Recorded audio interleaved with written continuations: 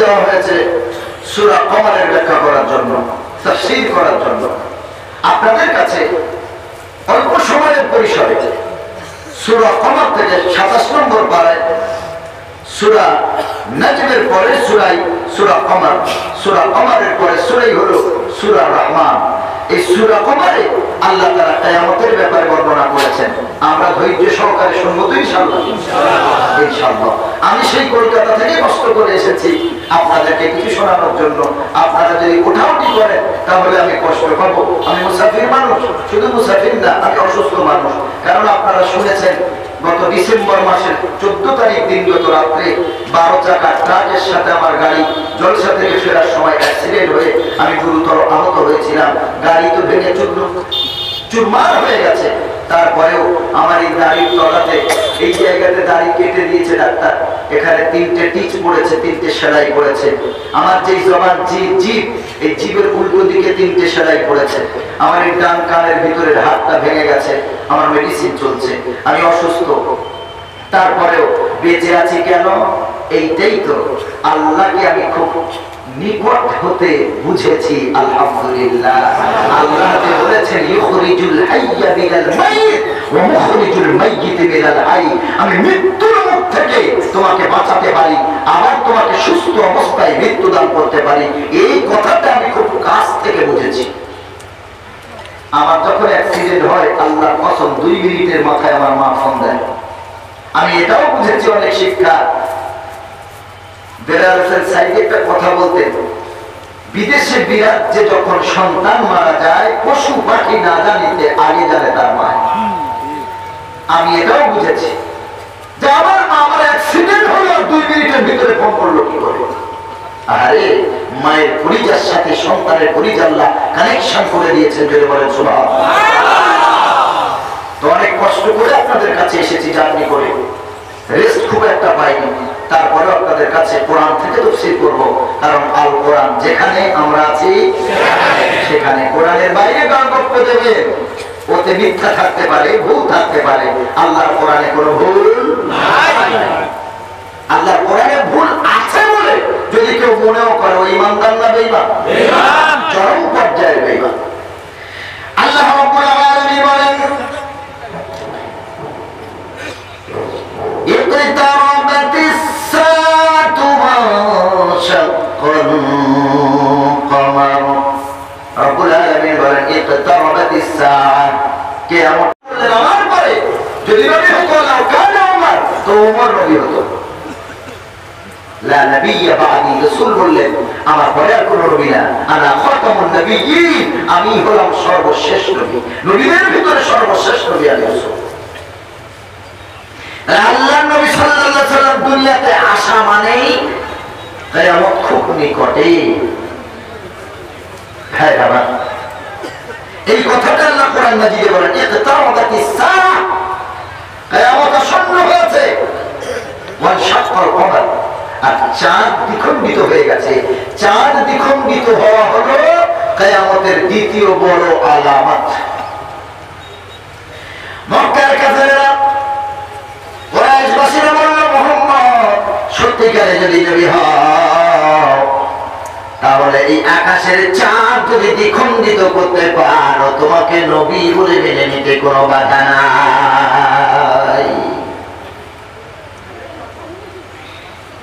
আল্লাহ নবী সাল্লাল্লাহু আলাইহি ওয়াসাল্লাম কুরাইশদের কথা শুনলেন, কারণ নবীজিকে কষ্ট দিয়েছে সর্বত্রীয় মানুষেরা।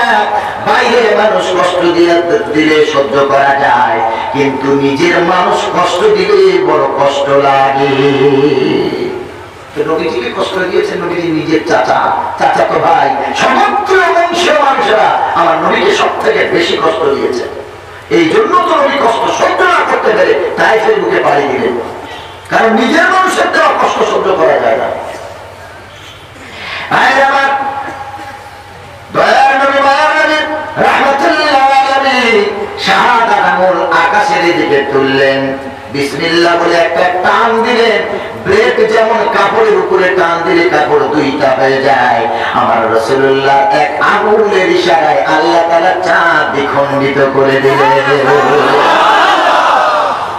চাঁদ হেরা পাহাড়ের একটা পাহাড়ের নাম হলো হেরা। এই পাহাড়ের ডান দিকে একটা চাঁদ পড়েছে, পাহাড়ের নিচের দিকে একটা চাঁদ পড়েছে। সুবহানাল্লাহ। এক আগুনের ইশারায় নবীজির মুআজিজা দেখেন।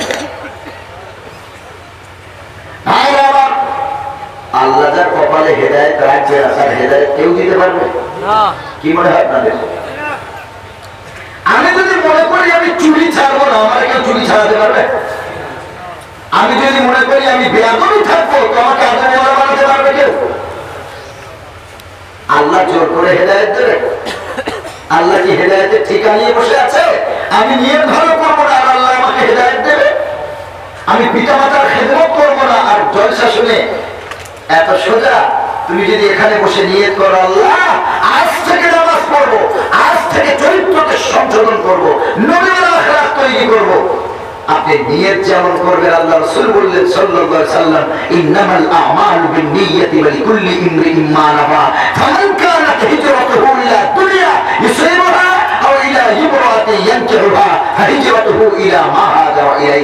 তুমি যেমন নিয়ত করবে, নিয়ত অনুযায়ী আল্লাহ তোমার কর্মের ফল দান করবে। তুমি যদি নিয়ত করো আমি হজ করতে যাব লোক দেখাতে, দুনিয়ার নাম কামাই করতে, মানুষ আমারে হাজি বলবে, তো আল্লাহ বলে তুমি দুনিয়ারই নাম পাবে। তুমি যদি নিয়ত করো আমি আরবে যাচ্ছি প্রেম করার জন্য, বিয়ে করার জন্য, ইন্ডিয়ার বুকে বসে, আসামের বুকে বসে তুমি একটু বাইরে কয়েক বছর কাজে গিয়ে আরবি শিখেছো, তুমি আরবিয়ান মেয়ের সাথে তোমার সম্পর্ক হয়েছে, সম্পর্ক করে তুমি বলছো হ্যালো সোনা, তোমার জন্য আমি পাসপোর্ট ভিসা সব অল কমপ্লিটেড করে ফেলেছি, অমুক মাসে অমুক ডেটে যাব, আগে তোমার সাথে মোলাকাত, তারপরে কাবা শরীফের সাথে মোলাকাত। কি গো বাবাজি, ঠিক বলছি না বলবো? আর এই কথাটাই রাসূল হাদিসে বলেছেন, মন গড়া বলছি না। বলে আগে তোমার সাথে মোলাকাত, দিনের পর দিন, রাতের পর রাত তোমার সাথে আমি আমার অমূল্য সময় নষ্ট করেছি। তোমার সাথে দেখা না করে হজ আগে করবো না, তোমার সাথে দেখা না করে উমরা আগে করবো না, আগে তোমার সাথে মোলাকাত হবে, তারপরে আমি মক্কা মদিনা জিয়ারতে যাব। এই হজ কবুল হবে না? কি হবে? টাকা থাকলেই হজ কবুল হয়? এই কথাই রাসূল বলেন,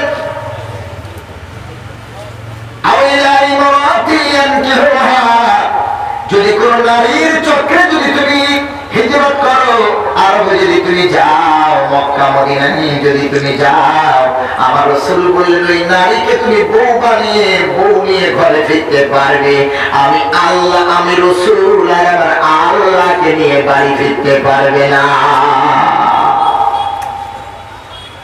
রাসূলের কথাই বললেন। তাহলে নিয়ত যদি আমি ভালো না করে আল্লাহ পরিবর্তন করবেন? এত সোজা? আল্লাহ রাব্বুল আলামিন বলেন, ইন্নাল্লাহা লা ইউগাইয়িরু মা বিকওমিন হাত্তা ইউগাইয়িরু মা বিআনফুসিহিম। রাব্বুল আলামিন বলেন, আমি আল্লাহ কোন জাতিকে, কোন কওমকে, কোন বান্দা বান্দীকে অতক্ষণ পর্যন্ত পরিবর্তন করি না, অতক্ষণ পর্যন্ত আমি আল্লাহ তারে পরিবর্তন করি না, হাত্তা ইউগাইয়িরু মা বিআনফুসিহিম, যতক্ষণ না ও নিজে পরিবর্তনের ইচ্ছা না করবে। আল্লাহ বললেন তুমি যদি পরিবর্তনের নিয়ত না করো, ইচ্ছা না করো, আমি আল্লাহ তোমাকে পরিবর্তন করবো না। আমি আল্লাহ তোমাকে চুরি ছাড়াবো না। বেআইনি ভাবে তুমি রোজগার করো, ইল্লিগাল ব্যবসা করো, সারা জীবনে হারামি খেতে হবে তোমাকে। আল্লাহ বলেন যদি নিয়ত ভালো না করো ছাড়া, তো আমি আল্লাহ তোমার হেদায়েত দেব না। রব্বুল আলামিন বলেন, ওয়াল্লাযীনা হাতাদাউ যাদাহুম হুদান ওয়া আতাহুম তাকওয়াহুম। এ বান্দা শোন, তুমি যদি সঠিক পথে চলার জন্য মনস্থির করো, সঠিক পথে চলার জন্য তুমি যদি আগে বাড়ো, আমি আল্লাহ সঠিক পথে, হেদায়েতের পথে চলার ক্ষমতা, কুওয়াত আমি আল্লাহ তোমারে দান করব। শুধু দান করব না, সঠিক পথে চলাটা আমি আল্লাহ আসান করে দেব। আল্লাহ তাআলা বললেন তুমি নিয়ত করো, সঠিক পথে চলার জন্য মনস্থির করো, আমি আল্লাহ সঠিক পথটা তোমার জন্য উন্মুক্ত করে দেব, প্রশস্ত করে দেব, হয়ে যাবে। আল্লাহ নবী সাল্লাল্লাহু আলাইহি ওয়াসাল্লাম চাঁদ যখন দ্বিখণ্ডিত করে দিলেন আল্লাহর হুকুমে, যারা বলল মুহাম্মদ তুমি যদি চাঁদটাকে দ্বিখণ্ডিত করতে পারো তো আমাদের লড়াইয়ের প্রয়োজন নাই, আমাদের এমন করে যুদ্ধের প্রয়োজন হবে না, তোমার আঙুলের ইশারায় যদি চাঁদটা আলাদা আলাদা হয়ে যায় আমরা তোমার হাতে হাত দিয়ে ইসলাম কবুল করব। আল্লাহর নবী সাল্লাল্লাহু আলাইহি ওয়াসাল্লাম আঙুল টেনে দিলেন, চাঁদটা দুটো হয়ে গেল। এখন তাদের মনের মতলব খারাপ, কথা এক আর মনের নিয়ে তারা যখন চাঁদ দুটা হয়ে গেল তারা বলল শোনো মুহাম্মদ এটা চিরাচরিত জাদু ছাড়া আর কিছুই না। তারা তখন বলছে যখন তারা নিদর্শন দেখলো চাঁদ যখন দুটো হয়ে গেল তারা বলছে তারা তখন মুখ ফিরিয়ে দিল। তাদের ওয়াদায় তারা অনড় নেই। ওয়াদা করেছিল মুহাম্মদ যদি চাঁদ আলাদা করতে পারো তোমার হাতে তোমার ধর্ম তোমার ইসলাম ধর্ম কবুল করে দেবো। এখন আল্লাহ নবী সাল্লাল্লাহু আলাইহি ওয়াসাল্লাম টানলেন বিসমিল্লাহ বলে চাঁদ আলাদা হয়ে গেল। তারা তখন পাল্টি খেলে মুখ ফিরিয়ে দিলেন। তাদের ওয়াদা তারা ভুলে গেল, চুক্তি ভঙ্গ করলো। তারা তখন বললো এটা তো চিরাচরিত জাদু, নাউযুবিল্লাহ। তাহলে নিয়তের পরিশুদ্ধ করার দরকার আছে না নাই? ওদের নিয়ত ঠিক নাই, যে কারণে আল্লাহ ওদের কপালে হেদায়েত দেননি। নিয়ত যদি ঠিক করতাম, নিয়ত যদি তারা ঠিক করতো তাহলে আল্লাহ তাআলা হেদায়েত দিতেন ইনশাআল্লাহ। আল্লাহ রাব্বুল আলামিন নবীকে বললেন ইন্নাকা লা তাহদি মান আহাবাবতা ওয়ালাকিন্নাল্লাহ ইয়াহদি মান ইয়াশা। আল্লাহ রাব্বুল আলামিন বলেন নবী আপনি যাকে চাইবেন হেদায়েত দিতে পারেন না, আমি আল্লাহ যদি না চাই আমার এই বান্দা হেদায়েত পাবে না গো নবী। আমার বান্দা যদি নিয়ত ঠিক করে আমি আল্লাহ নিয়ত অনুযায়ী আমি আল্লাহ তার হেদায়েত দেব। আপনারা ওটা উঠি করছেন কেন? খাওয়া দাওয়া তাবারুক দেওয়া শুরু হয়েছে নাকি? উঠবেন না, কোরআনের তাফসীর শুনবেন, মন দিয়ে শুনবেন, একদম নড়াচড়া করবেন না, অ্যাক্টিভ হন, সক্রিয় হন। আল্লাহ তাআলা বলেছেন যখন কোরআন তেলাওয়াত করা হবে ফাসতামিউ লা, মনের কান দিয়ে শুনবে, ওয়া আনসিতু, চুপ থাকবে, কথা বলবে না, কথা বলবে না। কারণ এক একটা আয়াতের সঙ্গে আরেক আয়াত, এক হাদিসের সাথে আরেক হাদিস এমন সম্পর্ক, আপনি যদি একটু ঘুমিয়ে পড়ে তো ওই জায়গা আপনার যখন মিস্টেক হয়ে যাবে, আপনার যখন বাদ পড়ে যাবে, আপনি তখন তাফসীরটা পরিপূর্ণভাবে বুঝতে পারবেন না। হুজুর ওয়াজ করছে, আচ্ছা একটা পাতা গায়ে লাগলে চুলকায়, আসানো এই পাতাটার নাম কি? চিত্রা পাতা। হুজুর ওয়াজ করছেন মেসওয়াক করে ওযু করে নামাজ পড়লে এক রাকাতে 70 রাকাতের সওয়াব পাওয়া যায়। সুবহানাল্লাহ। এক রাকাতে কত রাকাত? 70 রাকাত। ও এখন বাঁশের গায়ে হেলান দিয়ে দিয়ে ঘুমাতে ঘুমাতে ওয়াজ শুনেছে। ওর বাবার জন্য মেসওয়াক করেন। হুজুর ওয়াজ করলেন মেসওয়াক করে ওযু করে যদি নামাজ পড়া যায় এক রাকাতে 70 রাকাতের সওয়াব। ও শুধু মেসওয়াকের কথা শুনেছে, বাবার জন্য মেসওয়াক করে নাই। পকেটে হাত দিয়ে বিড়ি পাওয়া যাবে তো মেসওয়াক খুঁজে পাওয়া যায় না। কিন্তু মেসওয়াকের ফজিলত শুনেছে, বাঁশের গায়ে হেলান দিয়ে ওয়াজ শুনেছে। ফজর হয়ে গেল, সালাম কিয়াম করার পর হুজুর বলে দিলেন সবাই ওযু করে আসো, মেসওয়াক করে ওযু করে তাড়াতাড়ি আসো, জামাত শুরু হবে। কেউ ছুটলো তালিম গাছের দিকে, কেউ ছুটলো খেজুর গাছের দিকে, কেউ ছুটলো নিম গাছের খোঁজে। আর ও তো হেলান দিয়ে ওয়াজ শুনেছে ঘুমিয়ে ঘুমিয়ে, ও তো ওটা খেয়াল ছিল না, বেখেয়ালে ওয়াজ শুনেছে। ওরে মুসলমান, ওর এত জোরে পেশাবের বেগ লেগেছে, ও মেসওয়াকের কথা ভুলে গিয়ে আগে বাথরুমের খোঁজে দৌড় দিয়েছে।